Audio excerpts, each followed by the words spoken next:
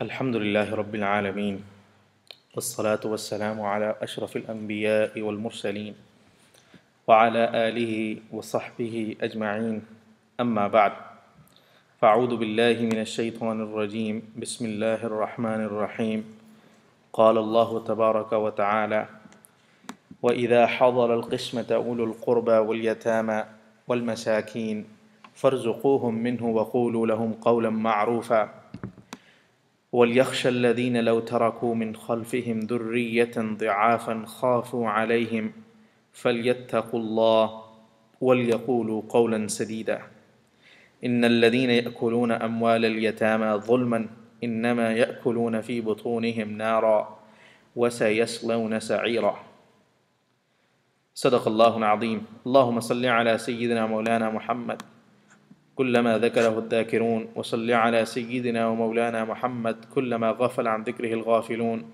اللهم صل وسلم على عبدك ورسولك اللهم صل على سيدنا ومولانا محمد أفضل صلواتك بعدد معلوماتك. Tonight inshallah we will continue from ayah number 8 of Surah Nisaa. The translation of the three verses that we will be covering is as follows. And when relatives and orphans and needy are present at the time of division, then provide for them out of estate and speak to them words of appropriate kindness.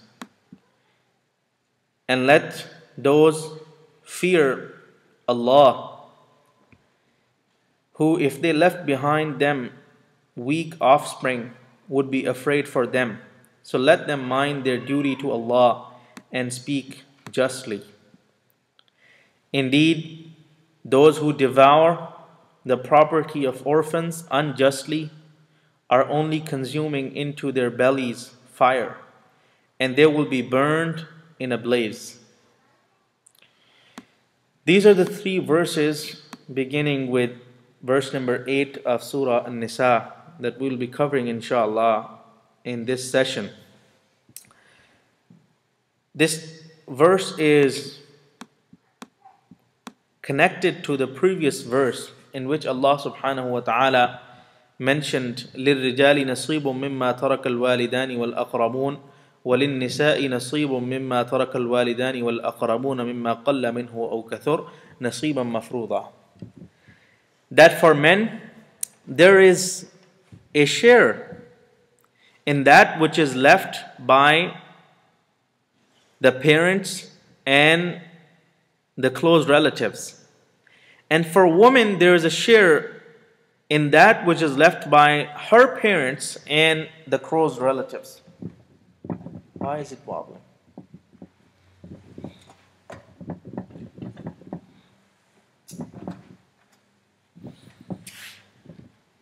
So this ayah teaches us that both men and women have their share in the heritage that is left behind by the parents and the close relatives.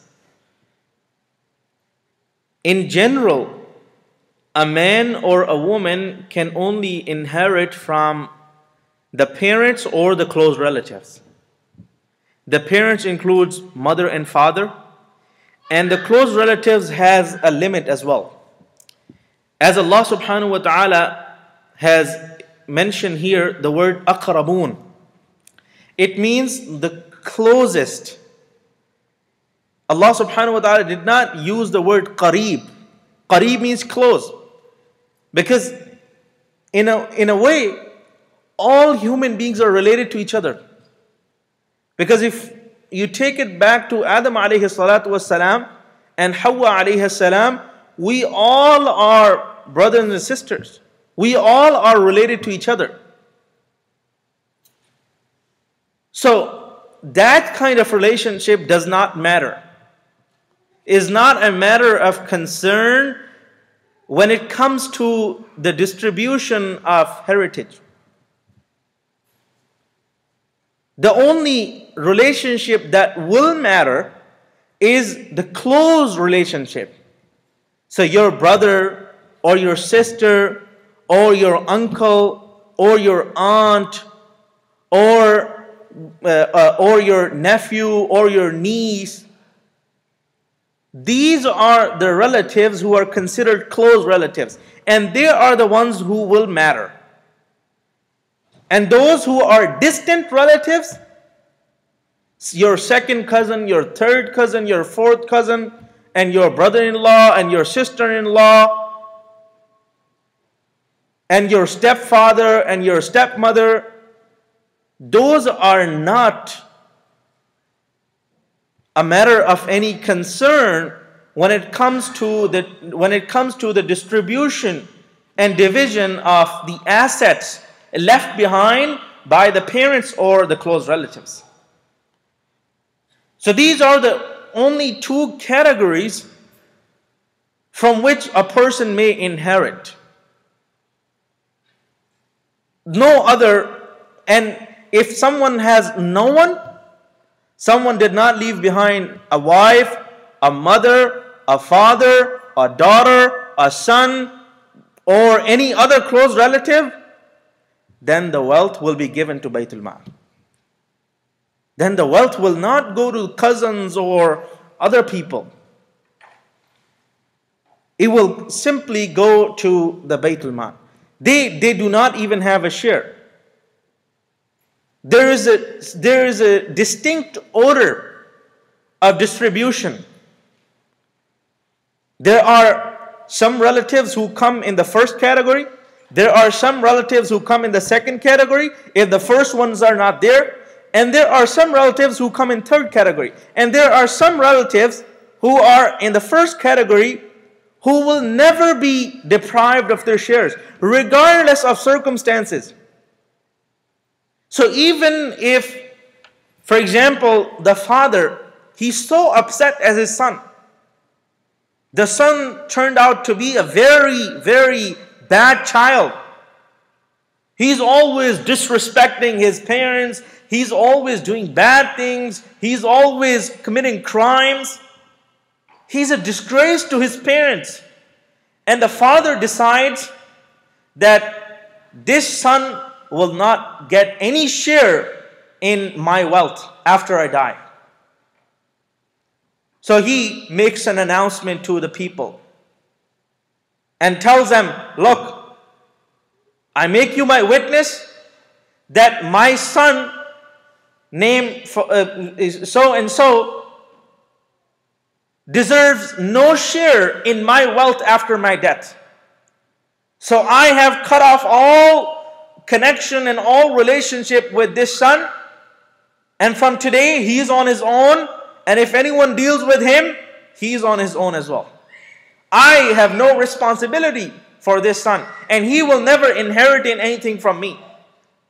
All of this may serve as a threat and as a warning to the son, but legally it will have no effect on the distribution of wealth. So when the time comes for distribution, the son, when he shows up to claim his share of the inheritance, no one can tell him, look, your father deprived you, so you have no share. No. Allah has reserved a share for the son in that, and He has reserved a share for the father. He has reserved a share for the mother. So the ones whose shares have been reserved by Allah subhanahu wa ta'ala, no one can refuse them. No one can deprive them. So this is one category of relatives who will never be deprived of their share. Then there's one category who have their share, but if they are absent, if they are not there, then the ones who are in third category, they will